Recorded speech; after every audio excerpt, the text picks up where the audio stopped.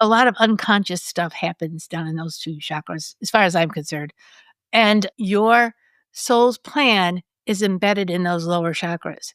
So no matter what you choose to do in your life, and if you want to live your life totally unconsciously, and that's perfectly fine, you will still do your soul's plan because it's written in your personality and it's written in some of the belief systems that you come in with. And then your parents are not randomly picked. You picked your parents. So you'll still do your soul's journey, whether you're aware of it or not. Welcome to The Reluctant Medium, where we cover the gamut of out there conversations. With an open mind and a curious heart, we want to talk about it all, from psychic phenomena and energy medicine to beings from other star systems and out-of-body experiences. You'll find a great balance between grounded science-backed topics and others that science hasn't quite caught up to yet. I'm your host, Dr. Maria Rothenburger, a psychotherapist by trade and a reluctant spirit baby communicator. And hey, even though I'm a medium, hey everybody, welcome back to the Reluctant Medium podcast. I'm Dr. Maria Rothenberger, to know your more host for about the what podcast. I call the world of the and weird. This topic, join us on your I've favorite just sort of podcast scratched platform the or surface, watch on touched YouTube it at the very Reluctant lightly Medium. I'll see you over there. the years, and I'm stoked now to be able to deep dive into the Akashic realm, all around the Akashic realm with Nancy Smith. Nancy, welcome.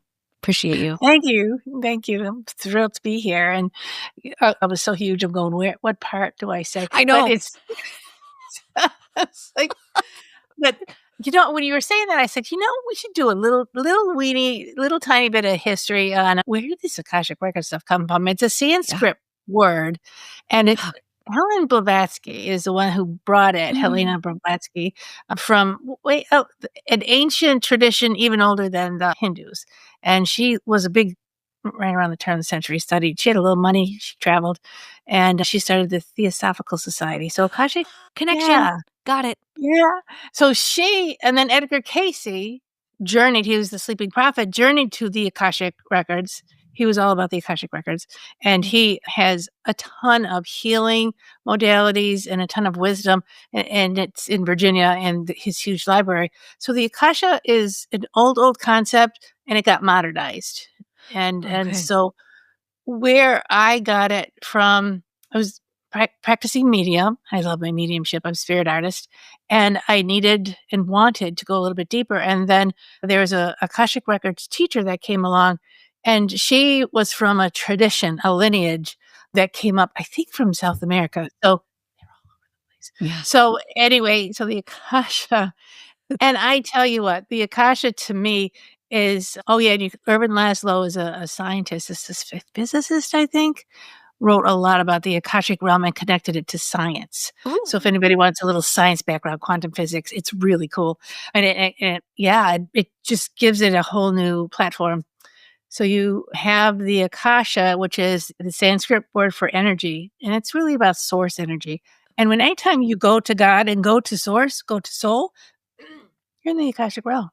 High level creativity, and somebody says, I'm in the zone, and they're playing the piano or they're doing a painting or they're writing and they're in this zone, they're in their soul's energy, which is the Akasha. So just so you know how it's everywhere all the time. Yeah. It's everywhere all the time, anywhere or whatever. But it's the energy of the Creator, and we are children of the Creator. We have that spark in ourselves. And saying that word makes it look complicated, but it's not. Yeah. You've just simplified it. Thank you. I love that. So when let me just back up. I would love to know about you. Like how did you come to do this work? Did you grow up sort of open to this kind of stuff? How did you come to do this? Well, yeah, I totally want to tell you. I'm the oldest of 9 in a very strict Catholic family. Oh my. Yeah. And starting there. It's a good, bad challenge. So I was a really intuitive kid, and I was a highly sensitive kid, empath, but learned to train myself out of it because there was too much going on in my family. But I have these memories of going to church when I was little, and I loved the music, and I loved especially the tinkling bells every time the priest said something. I would see the colors, and I could see sometimes a priest, and I could see an angel standing behind him while he's talking. I did not share this with my parents. I did not share this with my family. It was not going to happen. But I have this strong intuition, and I had this strong love for God, for Source, for the angels, for the prayers. And that's the only thing I was exposed to was the Catholicism. Mhm. Of course, as I got older, I was exposed to more things. And there was in the Catholic Church was the charismatic renewal. I don't know if you've ever heard of that, Mm-mm. but it's kind of like a Pentecostal, I didn't say that out loud, movement within the Catholic Church where they were like really into the Holy Spirit. The Holy Spirit, that the day the Spirit blew in after Christ died. And I'm not talking that I'm a devout Christian, and just so you know, I'm not, but this is just the history of where I came from. There was healing, there was talking in tongues, there was prophecy. I didn't know anything about talking about to know dead people, but I observed and saw hands-on healing, and I also had the experience of what we call channeling, which they call prophecy. So I did channeling it when I was 14 years old. And I come from since I come from such a religious family, I had my aunt and uncle were part of that, and they would just bring me in because I had these gifts, and my parents did not want to know anything about it. Mhm.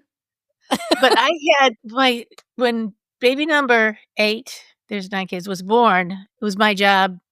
I had all the little mommy jobs. And I remember it was her christening dinner, and Mom made this huge feast, and she was baptized, and she was in a nap, and I was sent back up to put her in her christening outfit so I could bring her down and show her off, make sure, she's after her nap. And I was at the top of the stairs, starting to walk down the stairs. And I was already talking to angels by then, and I heard this big voice say, "Stop." And I'm like, and then I saw a green light, red light, yellow light, kind of a light sign. And I was like, what's going on? And so I waited and I waited and I waited. And I'm like, why did I have to stop? But I always listened to what the angels told me to do. I was 10. And then I closed my eyes and I said, when is it going to be a green light? And the light turned green. And I brought the baby all the way down the stairs. And everyone oohed and ahed over the baby. So I'm walking her through the living room. And then I had to put her in a bassinet, which I had to walk across a bank of windows and put her in the bassinet. The bank of windows was like the dining room where everyone was going to eat. Well, all my cousins and siblings were out playing softball in the side yard. And I was kind of like, why am I not out there playing? And just as I was getting to the first window of the bank of windows, the ball comes crashing through the window, glass spread everywhere, and just missed me and the baby. Wow. And I said to myself, I am never going to ignore my angels ever. They always tell me good things. So that was my total commitment to listening to my higher guidance right there. Oh my gosh, what a story. Yeah. Thanks. Yeah, it was good. Yeah. Well, I love the visual too of the red light. You can't get more obvious. No, I was a visual kid. I was a terrible reader, but a visual kid. Yeah. So I needed show me a sign. And then I thought of a sign he could show me. But yeah, thanks. But it was so exciting. I still get excited when I tell that story. Yeah. But I couldn't tell the story to my aunts and uncles. And I just knew. And so I kept it a secret for a long, long time. Mm-hmm. Yeah. And, yeah. I think a lot of kids did do that, right? Yeah, I think we're educated out of it. I mean, as soon as you started, I was like, oh my gosh, I didn't grow up Catholic. My parents did, but it really was like, we don't talk about these things, right? It's, that's a God thing, and you're not God, and you don't have access to God. You connect to somebody else who has access to God for you. So even now, I remember, this is recently, within the last, I don't know, 3 or 4 years, I was playing with a pendulum with my son, just kind of showing it like, oh, it's actually kind of sciencey, it's electromagnetic field and all that. And my mom was like, oh, God.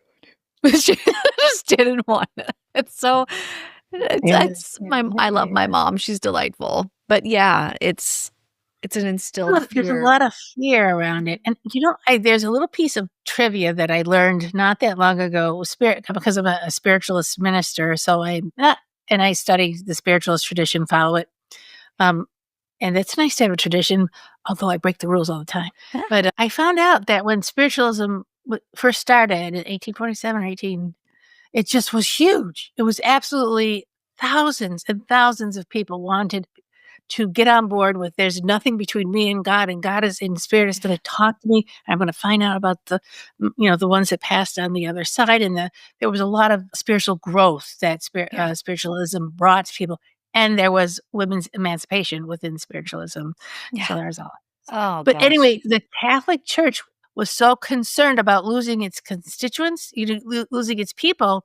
They weren't really losing them, but they thought, we got to make a rule. So they said, if you are found to be partaking in any of the spiritualist talking to the dead, you will be excommunicated. Now, that was in the early 1900s. And it made spiritualism evil. And it was never seen as evil until the jealous Catholics put their big, foot into it. Yep. So the fear that we have is inbred in us from other sources, authority sources that just want to scare the crap out of us. Yeah. And so we don't if there's nothing between us and God, there's nothing between us and the source, then churches go out of business if they're not. It's business, isn't it? Yeah. Yeah. Yeah. It's, oh gosh, you're a wealth of information. I'm liking this. This is fun. I love history stuff. I know I'm a nerd. Yeah, thanks. So it's fun. It is. Yeah. Yay, fellow nerd. Woo! Good.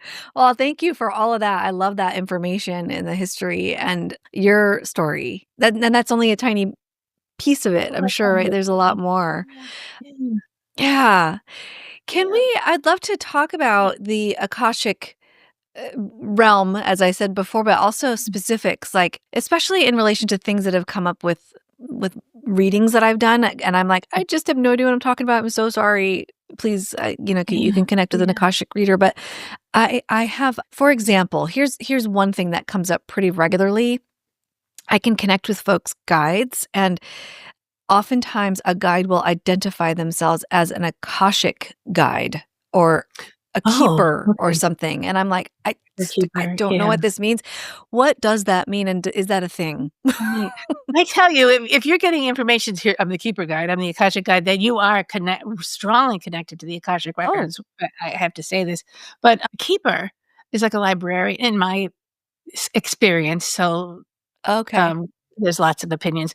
Keeper is the librarian. In the Akashic realm, everything that has ever been created, that the creator has ever created, is in this Akashic realm. It's kind of a library, energetic library form. And the library is intelligent. It's growing and learning.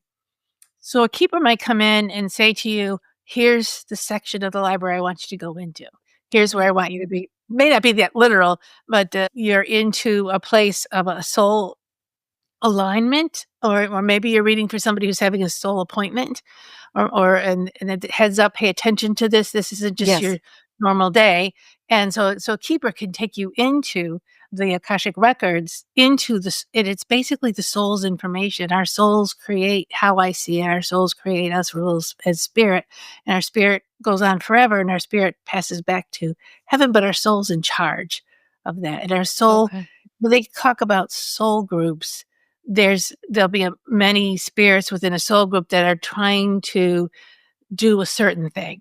Maybe learn to love your neighbor, or maybe learn to speak up, or learn to use your creativity while you're alive, even though nobody agrees with you. So many soul messages. And so a keeper is a very special guide that is giving you very intense and important information. I just want to throw in the fact too that they're talking to, just like your mediumship, you're talking to spirit, you're talking to a soul, you're talking to guides, you're talking to intelligent beings that look over the Akashic Records, because it's so huge and feels vast. Yeah, it's nice to have a guide. And also, there's a lot of secrets in the Akashic Records. I find that there is technology in the Akashic Records, and it's the records of everything ever created since the creator started. There can be extraterrestrial stuff in the Akashic Records. There could be alien technology in the records. There can be different cultures or different forms. We're in a specific human form. I've done do past lives, and all of a sudden I'm on another planet with another type of being with a whole different set of life expectancies, not lifelong expectancies, but cultural, I guess you could call it, life things. So you really want to have a keeper and a guide that keeps you focused in Aha. the present moment. Is that kind of cool though? If you want to you could open up the records once you learn how to open up the records specifically. There's a prayer and create your own prayer, or there's an energy that you need to be aligned with so that you can enter the records on purpose. It's not just an open, you need the key, the energetic key. And it's not willy-nilly, and you need to kind of be the right mind and stuff. What am I trying to say? So there is everything you own, you can open up the records of that. If you own a house, you can open up the records of the land. But since you're a citizen of a certain country, you can open up the records of that country to see where it's going or to see what the mission of that Oh, country is. future And if stuff. future stuff, as well as present stuff, as well as what's is Germany on the right track? Where did Germany come from? What was the root of Germany or the UK or Okay. but you need to be a member of I couldn't open up your Akashic records willy-nilly unless you said, "Nancy, will you open up my records?" Okay, That permission. would be forbidden. And I tried to open up the records of certain places. I was doing some historical research with somebody. She said, "Can you open your records and find out about this?" And psychically, I probably could have done fine, but the records wouldn't let me in because I didn't have permission. Turns out it was a battle scene, a site where a lot of soldiers were buried. Mm. I think British soldiers up in New England were just buried, hundreds of them, in a mass grave. So time goes on, Wow. they forget about it, and then they build a little town around it. And so this one particular house, this woman had 2 small boys in the house, and I get the feeling that she kinda knew, but didn't want anyone to know, and she didn't want her boys to be affected by any history like that they were living on top of a bunch of dead bodies. I don't know what was Wow. going on, but I had the big no. And I said, I can't fight that no. There needs to be some other kind of permission here that I don't have. And I felt that if I had gotten the house owner's permission, maybe we could have gone a little bit further. But I'm just trying to show you the intensity of the information and the respect that the records has for Yeah. people in the present moment. It sounds so ethical to me. I love it. They And are. and At least respectful. Yeah. if I feel like if you disrespect this energy, they'll just not be open for you. Um, Mhm. you can get in and once, get in twice, then you misuse it, you're not gonna get in again. So Okay. then you start using your psychic abilities, which You are know just as powerful, but they're not in Yes. the Okay. Ooh, I'd like to get into the difference between those, but I have a question real quick about sort of related. I have had an Akashic record guide when I'm connecting with a person. I'm not actually intentional about reading their records. It's just the guide shows up. But sometimes the person will have a question and the guide will say, like they won't show them. Oh. What does that mean? Just as You know blank. I know, I don't like it when they won't give me the information. I'm like, just ask you." That what I do is I think in my way, that you just need to ask the question differently, or there needs to be some Ah. teaching before the information comes. Um, Okay. and they're not and so they'll get the information, they'll make some badass story up in their head about it, Yeah. take it in a total different way, and Yeah. you've lost them. But if you ask the guides, "What is the teaching?" They're asking this question, they wanna know about blah, Mm. blah, blah, and you don't get anywhere. What is the teaching? What is the lesson? What are they learning here? What do they need to know now that will Ooh. help them? Oh, thank you for that. 'Cause I'm Yeah. like, "I don't know, it's just blank. They're not telling me the answer." Yeah, I'm so and sorry. that's fine. I think that's a perfectly legit answer, but you can also say, if they're not telling me, then maybe we need to come at it from another point of view. Maybe there's an emotional issue. Maybe there's a psychological, you're good at this, a psychological thing that if you knew such and such, you would just it would be dominoes effect to the time when such and Oh. such happened. Spirit is like freaking amazing in terms of understanding the psyche. Um, Yes, they seem I very yeah. protective. Yeah. They and they're protective of people too. They don't Yeah. want to wreck people's heads or their lives. Right. Right. Right. It's a That's what it healing modality, yeah. Yeah, that's what it feels like, and yet it's quite frustrating for the person if they need this, Yeah. clarity. But oh gosh, thank you for that tip. I appreciate that. Hey everyone, do you love the Reluctant Medium podcast and want to support the podcast while getting some amazing perks in return? Join us at the Patreon community. By becoming a Patreon supporter, you'll get access to exclusive content, behind the scenes insights, early episode releases, and a whole ton more. As a member, you'll also have access to spiritual content like guided meditations, in-depth discussions on mediumship, and exclusive interviews with spiritual experts. It's a great way to show your love and stay even more connected with myself and the show. Sign up today at patreon.com/The Reluctant Medium and help The Reluctant Medium keep bringing you the content that you love. I wholeheartedly appreciate each and every one of you. Thanks for listening, and I hope to see you on Patreon soon. I'd like to, and here's a foreshadow for a future question in today's episode. I'd like to know about folks connecting with their own or accessing their own records, and you've written a book about that, so I'd love to talk about that. But first, can we talk about the difference between psychic tools or psychic awareness or skills? Right. Yeah, talk about that. Yeah, well, so in mediumship, this first time I've heard this in mediumship, and then I'll expand, is when you talk to a loved one in spirit, on the spirit side, you can connect to them and they'll have a conversation with them. It's an energy exchange, depending on where your gifts are as a medium and where your propensity is. And so, but you're getting the information from an intelligent being. And if you're and you need to be psychic to kind of do that. Mm-hmm. But if you're reading for somebody, a straight psychic reading, I'm not 100% agreeing with this. You're picking up stuff from their auric field in their past, in their future. You're not necessarily talking to their guides. I'm a lousy psychic. I need to talk to the guides, and I need to talk to their soul or their loved one. I'm getting better at the psychic stuff, but it's the information. It's the source of information is what the key here is for me. And I don't have anything against psychic, but I also know that psychic sometimes the soul level learning isn't there.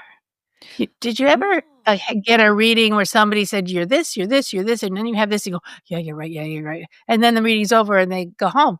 And then you're like, what do I do with all this information? Yes. There's been no soul learning. There's been no development. But the reader was amazing.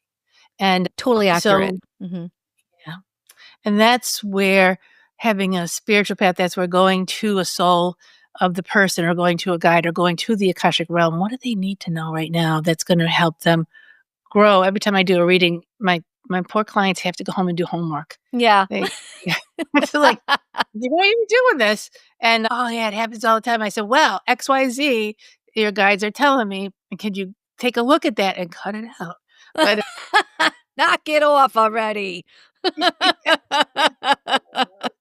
But I like the concept of hope, that the soul will give the person having their life. And we are in a free will zone, and we don't have to listen to our angels or our souls or follow any kind of life path if we don't want to. But I found out something when I was really going into writing this book and also teaching the Akashic Records and meditation. I realized, this is not written anywhere, that our soul's plan is in the chakra right above our head. There's 2 chakras. You don't mind me talking about this, right? Please. 2 chakras up here. Oh gosh, yes. And then we have our lower root chakra and not our solar plexus. I think it includes but our sacral chakra. And that's a lot of unconscious stuff happens down in those 2 chakras, as far as I'm concerned. And your soul's plan is embedded in those lower chakras. So no matter what you choose to do in your life, and if you want to live your life totally unconsciously, and that's perfectly fine, you will still do your soul's plan because it's written in your personality and it's written in some of the belief systems that you come in with. And then your parents are not randomly picked. You picked your parents. So you'll still do your soul's journey, whether you're aware of it or not. And I thought that was, when I was asking the records about that, I was asking my guys, I said, that's kind of a cool plan. So I don't have to worry so much. That's right. You don't have to worry so much, but do follow your heart. Do follow your guidance. It'll be easier. Yeah. Yes. Yeah, it'll feel aligned, less bumpy, or not that bumps don't exist, but it's like we ride the waves a little bit A easier. little more understand that the flow of, there's all the natural laws, there's all the things and how life works, but you have your own version of how life works, and you have your own universe within yourself, and you gotta respect that. In my opinion, you respect that, and you don't try to, "Oh, that's an ego, let's shoot it dead." No, that's not gonna work. But what you wanna do is integrate what here's another big thing that I learned from working with my soul in the Akashic realm is they wanna know what you're going through. They wanna know the hangnails. They wanna know the things that the big hiccups because they're learning from them. They're not feeding off of it, but they're learning. They're learning how to guide you, but they're also remember I said this souls have a, um, thing they wanna learn. They Yes. have a lesson they wanna learn or an experience that they wanna have. And so you're kinda doing that. Yeah. And You're giving the data. You're the front line, giving the data back. Walkie-talkie. Whoosh, okay. Here's what it is. that was a really bad idea. I know. Let's not do that again. But if we can allow ourselves to have that exchange and don't hide what you think you're embarrassed about, but be honest with spirit, this is, I am so jealous of her and I don't understand why you gave her that and you didn't give this to me. So then your soul can say to your spirit, let's work on jealousy. Let's work Yeah. on self love kind of thing. But if you don't share those things in your spiritual path, and you won't have that guidance, you won't have that help. Yeah. Well, you Yeah. will. You won't, yeah. It feels really, this is just a side note, but when I've connected with guides and even loved ones who have passed on, there's literally no judgment at all about this kind of stuff. There's nothing. It's like, this is beautiful. Keep Slow. screwing up. It's how you Yeah. learn. It's great. It's like, you got time. I know, there's just so much love Yeah. Yeah. from them if we could, Yeah. only live that in our day-to-day lives. I have a hard time living that in my day-to-day life. I'm just annoyed or this happened or that happened and how come this electric bill's so high? Mm. And I really have to, remember to go back to that. Yeah. Welcome to being human, right? Right. It's a tough school. Well, I'm wondering about this too, as I foreshadowed before, folks being able to access the records or the Akashic realm. I don't even know what phrase you would use. Themselves. Yeah. Yeah. You wrote, Yeah. can you say what your Yeah. book is? Well, I'll hold it up. Should I hold it up? Please. It's divine. Yeah, here it is. It's called Divine Love Affair: An Akashic Journey by Yeah. Nancy Smith, and it won a Nautilus Award. I don't know Nice. why. It's very exciting. But this book is what the Akashic records are, what the Akashic field is, to love a God, the creator's creative energy, and then how to access it.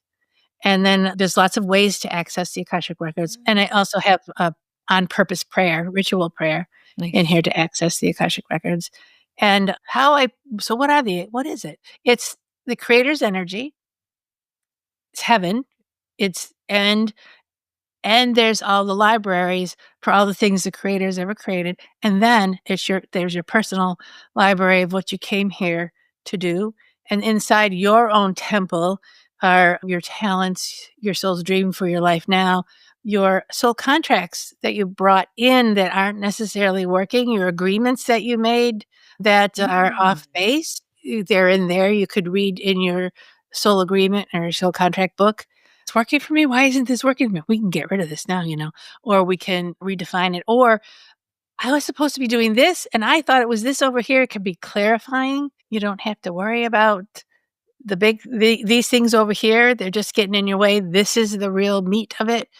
I feel like when I go into, and everyone's different, when I go into the Akashic Records, I get a lot of healing stuff. I get a lot of belief system stuff, a lot of thought stuff. And then revealing gifts that you didn't know you had. That's one of my favorite things that I do like to do for myself is I want to do something where in the Akashic Records, mine or somebody, the realm, where's the good math thing? I'm having trouble balancing my checkbook. I want to go and, have that exchange. So there's learning. Is that, do you know the story about Dmitry Mendelov? No. chemistry periodical table with all the chemical chemistry. Yeah.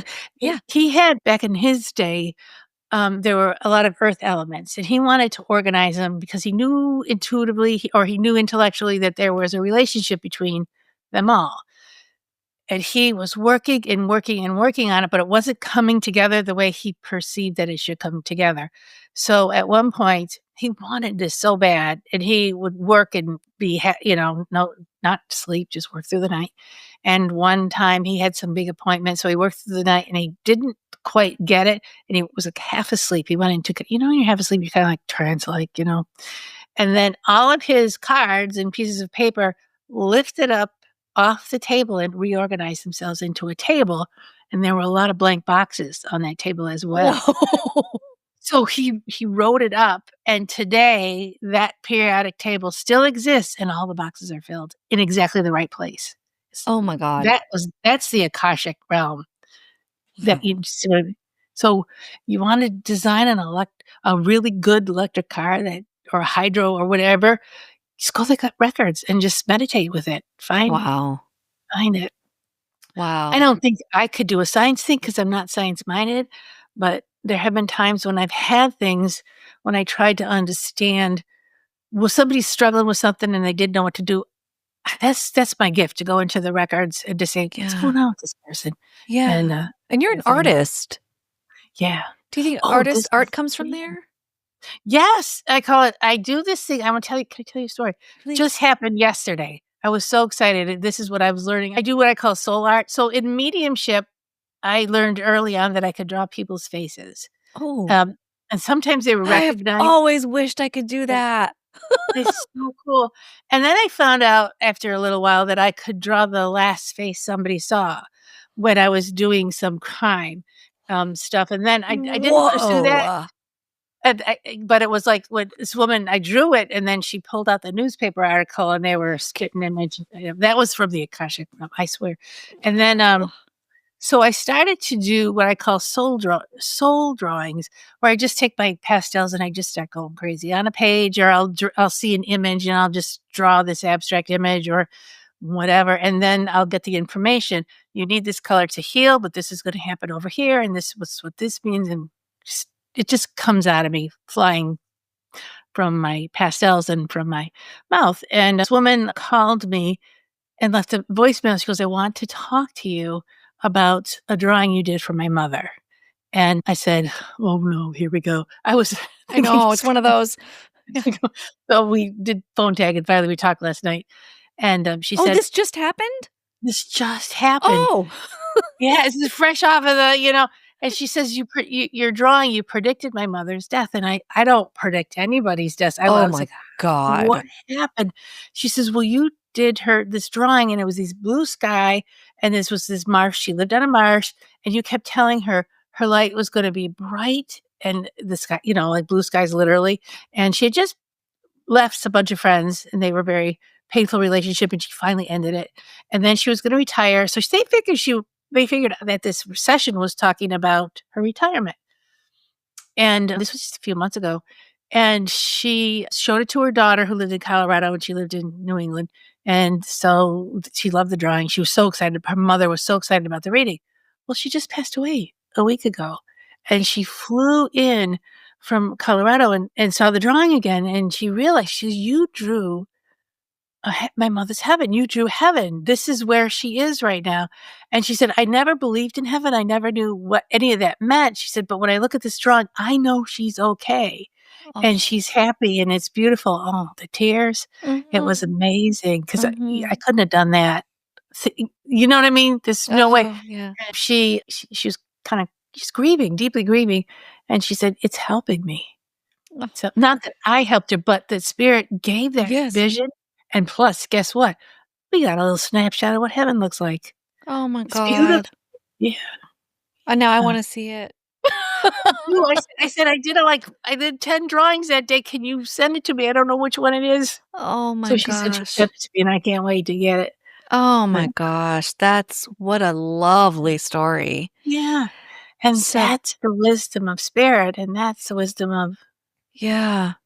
So you're saying folks can use whatever really they are. Oh, this is interesting because this is going to sound very earthboundy, but I was just at the gym with my boyfriend this morning, and he was saying, we were talking as we were lifting, and he's like, I just feel like he's a drummer.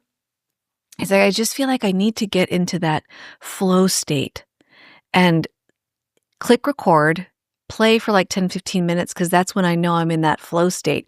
And I wonder if that's where he is. He's accessing, is that what Yes. flow is? Yeah. It's I like, think so. I bet he is. Totally. And he could set the intention yeah, and then go. Let it go. yeah, He could, and since he knows how to do it with the drums, he could do it on anything he needs to solve.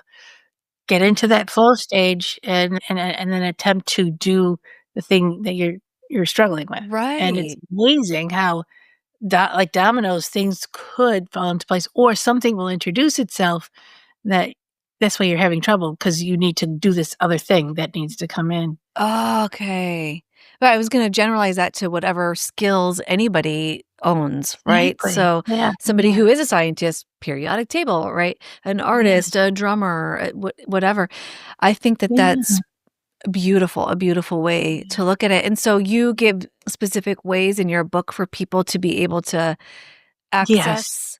That's Yeah. amazing. And some stories in there too, and then some healing. The biggest, most asked question is, "Am I just making this up? How do I know if Yep. it's real?" Oh So gosh, we that's do. so big. Yep. It's huge. So we do a lot of work in this book around that, to understand when your mind is telling you something, when your fear is telling you, when your intuition is talking to you, and how to kind of set some of the worries aside and get in and trust that Oh my intuitive gosh. voice. I do a program called The Five Languages of Your Soul, where how you could step out of, or how can you actually can use your mind, your busy mind, to shift and get information from it. And I have tools for mind mapping. What Mhm. am I afraid of? What is this energy really telling me? Where can I go with it? And I teach also that once something is observed, it changes. Once something is observed in sacred space, when you can open up to the records, you can open up to that higher flow, Yeah. that when you observe your fears, they will shift. They will That's grow to their higher octave. Here's what you're really afraid of, but you can't admit it to yourself just yet. So, but the healing presence of the Akashic realm records or God will help you grow out of that fear that's been there for years and mm. years. Wow, so much healing to be done then. Oh, So much yeah. healing. How so listeners or watchers on YouTube, how do they know to go to you to get a reading versus attempting to do this on their own? Is there a set Oh, yeah. idea or rule or Yeah. theme around it, or what do you Well, suggest?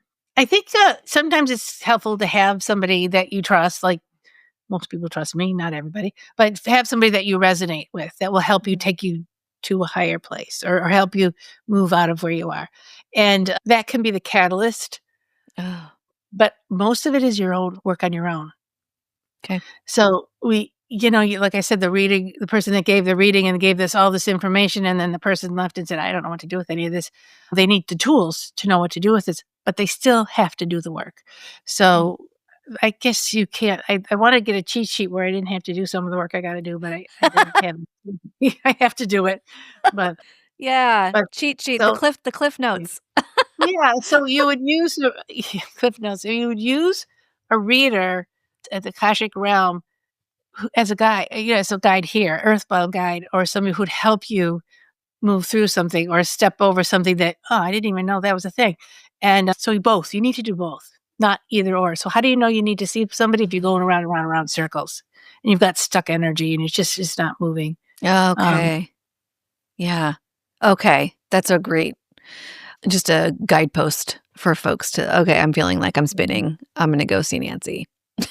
That's great. exactly. And Ugh. I offer mentorship programs too. Sometimes I'll get a one-off session and oh yeah, so we got this, we got this. And then I want to admit that they really didn't get it. So I offer like 6 sessions and 12 sessions and 6 months worth of sessions where we can look at one topic, or we can work on a behavior structure that you want to change. I'm not a therapist, but I'll take you to your soul and I'll take you to that energy and we'll work from there. Yeah. A lot of people combine therapy and psyche soul work. Yeah. The soul. Yeah. And I think that's great when you combine them. I know. And honestly, I have found that, and this is probably, my colleagues are probably like, but I have found that spiritual work, I can't legally call it therapeutic, but dang, if it's not therapeutic. I mean, it's so deep and rich and creates so much loving, compassionate change for someone. how can that not be therapy? But anyway, I'll just I'll continue to call it that privately. Yeah, I don't. Yeah, what is? I've had people come and I don't, and they said I was been working on this in therapy for years. You just got me to the next stage. I said, good. Then take it back to your therapist and keep working on it. Yeah. But if people are struggling with deep depression, I'll be happy to work with you. But you have to have a therapist that can take you if something really goes awry. I can't. Yeah, it's not either or. It's definitely a beautiful combination to have both of those guides, really. Yeah. So shamanism, I just want to jump in. Shamanism has a lot of soul work, and I swear the shamans, they're working from the Akashic realm different way. They're identifying it differently. But amazing. They do amazing work, and there's actually a type of therapy called internal family systems that is very much like shamanism. When I heard about it, I was like, this sounds exactly like shamanism to me. It's like, this is awesome. And it turns out the creator of internal IFS, this is what he was hoping to do, is create more spiritual connection within evidence-based psychotherapy, which I think we're getting there. We're getting closer all the time. So it's wonderful. There's a little bit of that in my book. Like I call it the voices within. There's a little bit. And that's when that voice can't get out of the suck. You put it into sacred space and you have a conference. I love it. I love that so much. Yes, it's wonderful. Yeah. My gosh. And this is only, listeners and watchers, a snapshot of what Nancy does, like a little snapshot. You have a podcast yourself that's over 200 episodes. There's lots of, I'm sure, this information there. Please say what it's called. Angelscapes. My website's angelscapes.net, so I call it the podcast Angelscapes. Perfect. But it's out there. It's a YouTube channel, and it's also on my website. In any event, I try to do little tiny trainings or talk to people who are doing something like a homeopathic person and they're got a bunch of mediums or animal communicator, astrology. So you can start to pull all these pieces that are available to you into your life and have them make sense, as opposed to a whole big smorgasbord that you just don't know how to connect them. But if you can take the training, anyway, that's what my goal is on the podcast. Thank you for letting me do that. I'm subscribing. Yay. Everyone follow me. It's good stuff. Oh my goodness, Nancy, thank you so much for being here today on The Reluctant Medium. I appreciate you and your wisdom, and I'm subscribe to your podcast and potentially even booking a reading in sometime in the future. It'd be awesome. Oh, wonderful.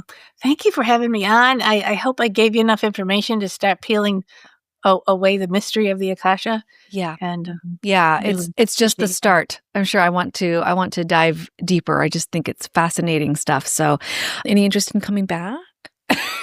Oh, sure. Time, that would be awesome. That would be awesome. I would love to come back. We could talk. I swear we could just talk for hours off. Yeah. But definitely if you enjoyed this, I would be happy to come back. It's such good stuff. Thank you so much. Thank you. You're so welcome. Thank you for joining the Reluctant Medium podcast today. I hope that this episode has brought you beautiful, high vibration, and that it continues emanating from your heart space for the rest of the day and beyond. Don't forget to join The Reluctant Medium on patreon.com, and you can also visit thereluctantmedium.us and the Reluctant Medium TV show on newrealitytv.com. Until next time, my friend, may you be well.